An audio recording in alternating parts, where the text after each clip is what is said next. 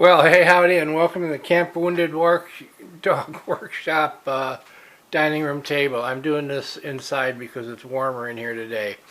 Tank sealers. Caswell has been the gold standard of tank sealers for quite a while, but they had some availability issues, so we were looking for something else that worked the same way. There's a product called Max Gre.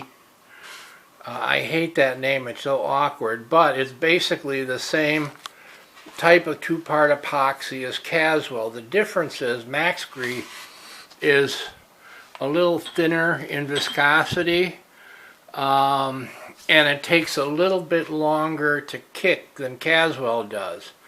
Something that I find to be a huge advantage is the container comes in a pourable bottle, whereas Caswell comes in cans. The good news is I got an email from Caswell saying they're expecting to have their tank sealer back in stock within 10 days, but in limited quantities. So why don't you guys wait for 12 days to order so I can order mine on day 10? Anyway, yeah, Caswell will be back in stock, but in the meantime I've been using Max Gre. This also works for stress cracks and pinholes, but like Caswell, you should put tape on the outside of any pinholes or stress cracks so it doesn't bleed through and gives it something to bridge over. A couple of guys I've been talking to that have also been using this are saying they do 2 coats of Max Gre because of the thinness of the product. And I've taken their advice, and that's what I've been doing too. I do a double coat. Max Gre is cheaper by volume than Caswell tank sealer by about half, but since you got to use 2 coats, it comes out cost-wise to be about the same. All right, so that's what I got to say about that. But here's a tip on trying to. I always try to figure out quicker, smarter, easier ways to do things in the workshop. One of the bears with these two-part epoxies is mixing them. You got to get pretty close to being accurate.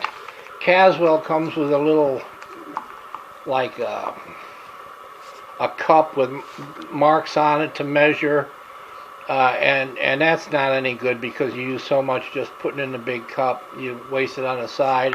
A lot of us have been using these veterinary type hypodermic syringes. You can pick these up at any animal feed store for, 99 cents to $1.50 depending on the size. They're nice because it gives you graduation of volume, so you can figure it that way. What dawned on me about 2 weeks ago was 2 to 1 does not have to be 10 to 20. It can just be something like this. I take my mixing jar and I put 3 bands of masking tape on it, okay? And the thickness of your masking tape dictates how much volume you have. I've already done this. I put in my 2 parts of the part A. Now all I got to do is fill it up to the top of the masking tape with part B hardener and just mix the snot out of it. So then out of my mixing container, it's also my measuring container, so that saves 1 step. I mix that up, and then for ease of injection, I can put it into the syringe and shoot it into the font without making a terrible mess. So that's my tech tip for today.